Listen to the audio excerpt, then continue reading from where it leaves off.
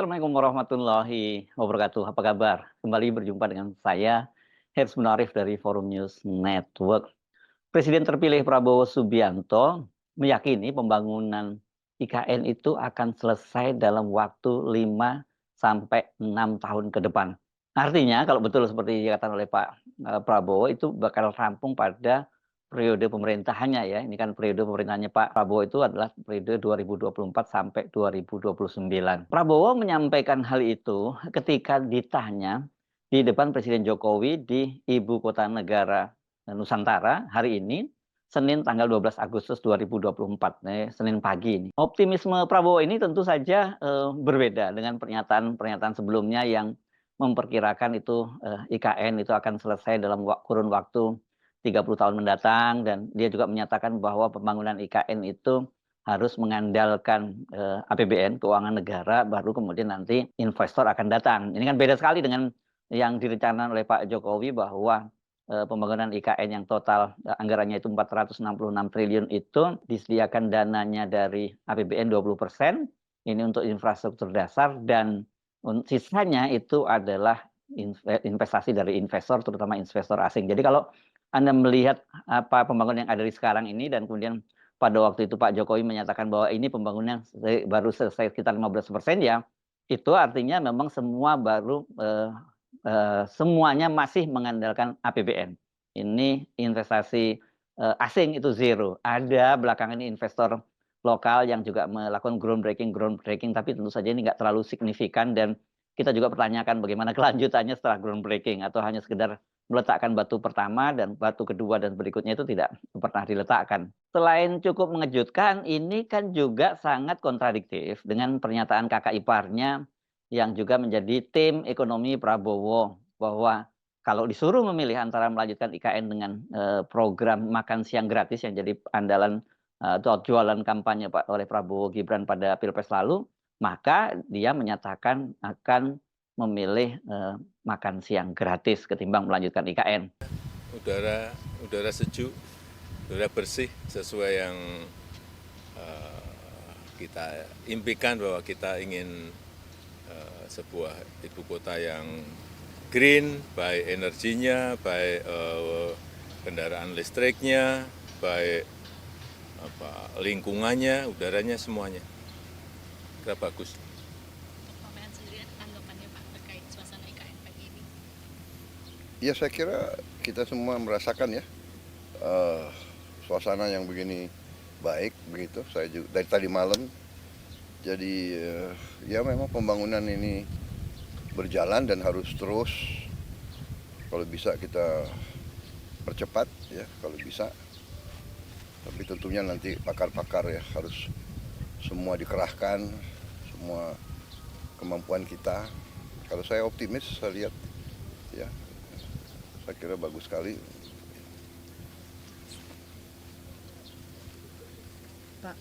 Pak Menhan, ya, untuk kelanjutan ke depannya untuk IKN nanti di masa pemerintahan Bapak.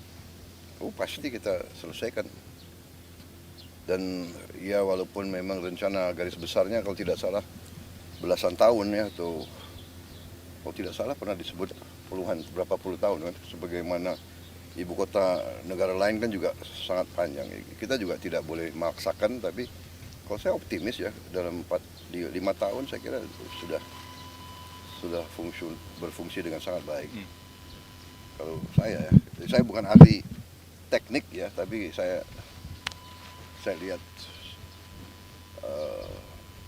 potensinya, saya yakin 5-6 tahun akan bagus, akan selesai. Jadi ke depannya IKN akan berlanjut terus ya Bapak. Ya pastilah.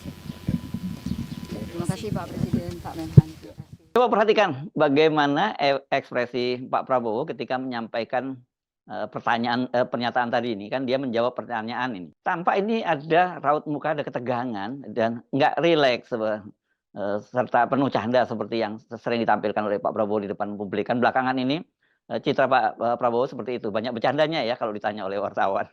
Tapi sekarang ini sama sekali tidak menunjukkan dia punya sense of humornya itu muncul, yang ada itu semacam perasaan tidak nyaman ya saya kira karena dia kok ditodong di depan Presiden Jokowi untuk menjawab pertanyaan itu. Dan kalau Anda perhatikan tadi Jokowi kan tampak sangat menanti dan menyimak secara serius pernyataan Prabowo, sementara Mensesnek Pratikno yang berdiri di belakang Jokowi tadi juga tampak tegang. Ini beda sekali dengan ekspresi dari Pratikno ketika Pak Jokowi menyampaikan pernyataannya sebelum Pak Prabowo, dia tampak senyum-senyum gitu ya. Kalau lihat video yang diunggah di akun YouTube Sekretariat Presiden tadi pagi, tampaknya ini video itu diambil di IKN sebelum Jokowi memimpin sidang kabinet perdana di IKN. Video itu tampaknya sengaja dibuat oleh istana untuk kepentingan komunikasi publik bagaimana sikap Prabowo tentang kelanjutan IKN. Jadi saya tadi menyebutnya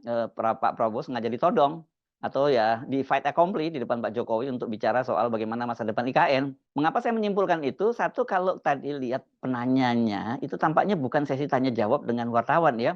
Tidak terlihat suara yang rame dari wartawan karena hanya ada satu penanya. Coba bandingkan kalau Pak Jokowi melakukan jumpa pers kan biasanya itu wartawan menanyakan beberapa hal itu sampai selesai. Kalau ini tidak ada, hanya ada satu penanya dan pertanyaannya itu fokus pada kelanjutan atau masa depan dari IKN. Jadi ini mungkin saya menduga ini yang bertanya adalah staf media dari Sekretariat Presiden lah yang diminta bertanya. Dan tadi kelihatan sekali Pak Prabowo itu mencoba memikirkan kalimat yang tepat gitu. Semula dia menyatakan akan berfungsi 4-5 tahun gitu. Tapi kemudian dia menyatakan akan selesai 5-6 tahun.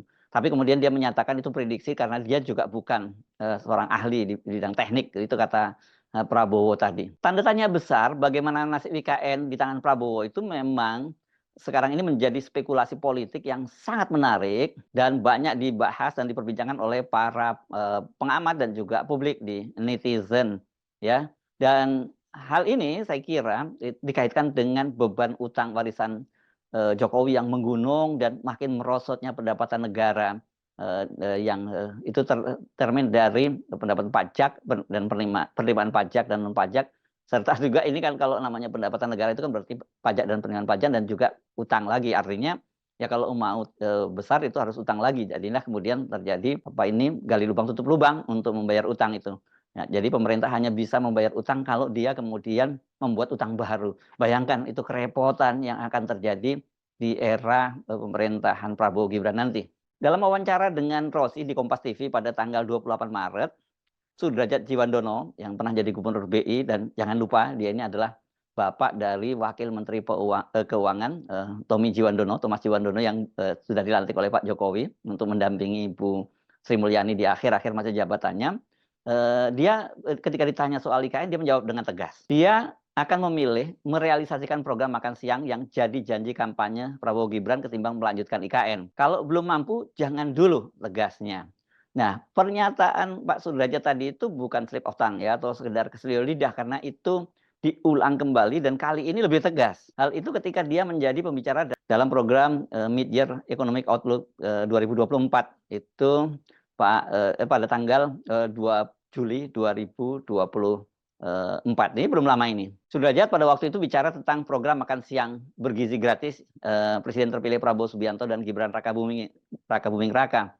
Karena melalui program ini, kata dia, pada tahun depan alokasi anggaran makan bergizi gratis mencapai 71 triliun. Sebagai seorang ekonom, Sudrajat mengatakan bahwa dia lebih memilih program makan bergizi gratis dibandingkan pembangunan ibu kota Nusantara. Saya sebagai seorang ekonom ya nggak bisa bohong. Saya mengatakan ya saya memilih makan siang bergizi karena saya tahu itu akan bisa dilaksanakan segera, bahkan kita sudah memperhitungkan secara rinci biayanya, siapa yang akan menerima dan seterusnya. Itu seperti tadi disampaikan oleh Sudrajat Djiwandono. Oh ini acaranya yang benar adalah Mid-Year Banking and Economic Outlook tahun 2024. Ini tanggal 2 Juli 2024. Dari pernyataan Sudrajat Djiwandono jelas ya, kalau sekarang ini jelas dia menyatakan dia tidak bisa bohong. Itu realitasnya seperti itu. Saya kira Sudrajat Djiwandono benar karena ini pun sebenarnya program makan siang gratis itu pun sudah disunat dari rencana semula kan hanya 71 triliun padahal rencananya kan itu akan anggarannya itu diproyeksikan sampai 450 triliun. Jadi ini hanya seperlimanya ya, nggak sampai ya, seperenamnya begitu ya. Jadi ya apalagi kalau kemudian anggarannya kemudian sebagian harus dialokasikan untuk meneruskan pembangunan IKN, ya kata Sudrajat, dia akan memilih untuk merealisasikan program makan siang gratis tadi itu. Nah, soal ini sebenarnya juga jadi pertanyaan mengapa kemudian Pak Prabowo menyatakan dalam 4 atau 5 tahun berfungsi atau 5-6 tahun sudah selesai, karena pada saat bicara di Doha Economic Forum itu tanggal 16 Mei 2024 ketika diwawancarai oleh wartawan ini, Prabowo meyakini bahwa anggaran negara sanggup buat membiayai proyek pembangunan ibu kota negara Nusantara. Tapi ini yang perlu Anda perhatikan. Karena dia mengatakan proyek IKN itu membutuhkan waktu sekitar 25 sampai 30 tahun sampai benar-benar selesai sesuai dengan rencana. Jadi bukan 4-5 tahun, apalagi bukan 5 sampai 6 tahun, apalagi 4-5 tahun. Kalau rencananya sampai 25 sampai 30 tahun, Prabowo meyakini proyek itu bisa dibiayai anggaran negara, ya. APBN bisa membiayainya. Ya karena dengan 25 sampai 30 tahun itu karena kebutuhan dari IKN itu sampai 30 miliar US dollar, maka ya setiap tahun itu pemerintah bisalah mengalokasikan dana sekitar 1 miliar US dollar. Jadi dari situ saja kita sebenarnya tahu bahwa sikap dari Prabowo, apalagi sikap timnya, tim ekonominya Prabowo itu sangat jelas. Mereka pasti tidak akan melanjutkan IKN dengan kondisi APBN yang seperti sekarang ini. Ini babak belur betul loh APBN kita ini. dan kemudian konsekuensinya kalau mau menaikkan pendapatan pemerintah, ya pajak-pajak dinaikkan gitu. Dan ini itu bisa mengundang kemarahan rakyat yang luar biasa, karena ini kan misalnya Erlangga sudah menyatakan bahwa tahun depan ini PPN atau pajak pertambahan nilai itu akan naik dari 11% menjadi 12%. Artinya Anda mau beli apa saja, mulai beli gula, garam, kemudian beras, terus kemudian apapun Anda makan di restoran dan sebagainya, ya biaya yang Anda keluarkan itu akan naik begitu. Jadi ya ini memang sangat berat kondisi rakyat itu. Belum lagi kalau kita bicara soal nanti ada kewajiban untuk semua kendaraan bermotor termasuk sepeda motor yang juga akan diminta untuk membayar asuransi. Bagaimana mungkin rakyat bisa hidup, dan ini ditambah lagi ternyata pemerintah itu akhirnya terhitung tanggal 10 Agustus kemarin menaikkan harga BBM termasuk Pertamax dan sebagainya, padahal harusnya setiap tanggal 1, dan pada tanggal 1 Agustus kemarin tidak ada pengumuman dinyatakan bahwa tidak ada kenaikan harga BBM. Jadi ini serius yang dihadapi oleh risiko-risiko kalkulasi politiknya, dampak sosialnya terhadap masyarakat itu pasti akan sangat dihitung oleh pemerintahan Prabowo Gibran. Jadi saya kira benar apa yang dikatakan oleh Pak Sudrajat Djiwandono, karena kalau meneruskan IKN dan kemudian kehidupan masyarakat semakin berat, ya masyarakat bisa marah. Tapi kalau kemudian mereka mengalokasikan makan siang gratis dan kemudian jumlahnya bisa ditambah, saya kira itu bisa meredam kekesalan masyarakat, karena terbukti pemerintah setidaknya lebih berempati pada penderitaan rakyat ketimbang terus pamer pembangunan IKN seperti yang dilakukan oleh Pak Jokowi dalam beberapa waktu terakhir ini. Saya Hersmunarif dari Forum News Network. Sampai jumpa lagi. Wassalamualaikum warahmatullahi wabarakatuh.